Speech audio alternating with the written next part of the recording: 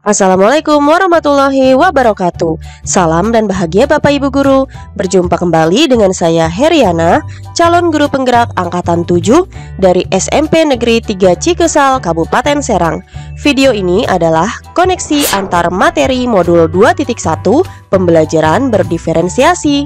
Apa itu pembelajaran berdiferensiasi? Pembelajaran berdiferensiasi adalah usaha guru dalam menyesuaikan proses pembelajaran di kelas untuk memenuhi kebutuhan belajar individu murid.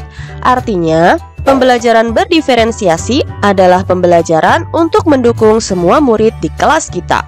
Maksudnya apa ya? Ingat, setiap anak adalah unik.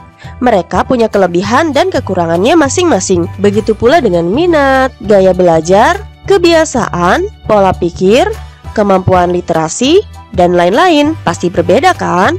Nah, disinilah diperlukan usaha guru untuk dapat memenuhi kebutuhan belajar murid yang berbeda-beda agar mereka merasa nyaman saat belajar di kelas dan tentunya tujuan pembelajaran dapat tercapai. Lalu bagaimana ya cara untuk dapat melakukan pembelajaran berdiferensiasi di kelas? Agar dapat melakukan pembelajaran berdiferensiasi, guru harus memahami tujuan pembelajaran terlebih dahulu.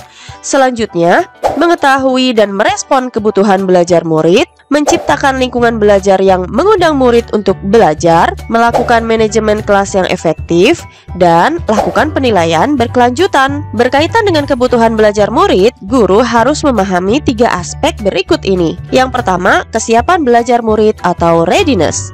Kesiapan belajar mengharuskan guru untuk menilai pengetahuan awal dan menentukan apa yang telah murid ketahui dan di mana murid berada. Yang kedua, minat murid. Minat setiap anak pasti berbeda-beda. Minat adalah salah satu motivator penting bagi murid untuk terlibat aktif dalam proses pembelajaran. Dan yang ketiga, profil belajar murid. Profil belajar murid berkaitan dengan lingkungan, budaya, gaya belajar, dan kecerdasan menjemuk yang berbeda antara satu anak dengan yang lainnya.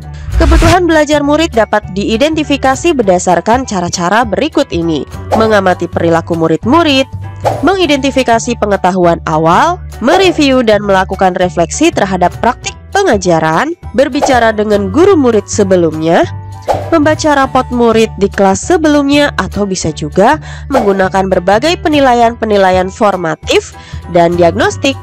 Strategi untuk mendiferensiasi pembelajaran bisa dilakukan dengan 3 cara, yaitu diferensiasi konten, proses, dan produk.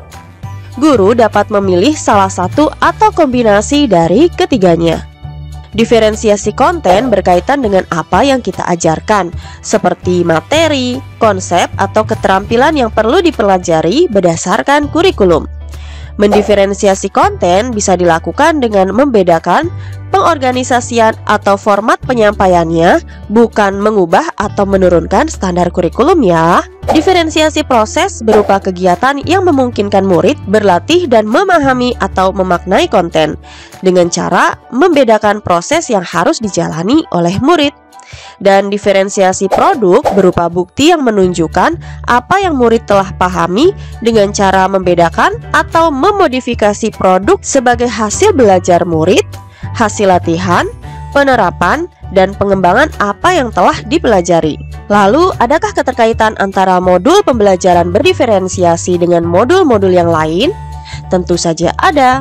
Untuk dapat melakukan pembelajaran berdiferensiasi, maka guru harus berusaha memenuhi kebutuhan belajar anak sesuai dengan kodrat alam dan juga kodrat zaman berdasarkan filosofi Ki Hajar Dewantara. Dalam melakukan pembelajaran berdiferensiasi, seorang guru penggerak harus berpihak pada murid, reflektif, mandiri, kolaboratif, dan juga inovatif untuk dapat menciptakan pembelajaran-pembelajaran berdiferensiasi agar dapat memenuhi kebutuhan murid. Dengan demikian, seorang guru penggerak dapat mewujudkan kepemimpinan murid dengan menuntun murid merdeka belajar. Hal ini sesuai dengan nilai dan peran guru penggerak. Selanjutnya, pembelajaran berdiferensiasi pun dapat menjadi salah satu strategi untuk mewujudkan visi guru penggerak yang berpihak pada murid. Dan dalam pelaksanaan pembelajaran berdiferensiasi antara guru dan murid harus ada kesepakatan kelas terlebih dahulu agar proses pembelajaran dapat berjalan dengan baik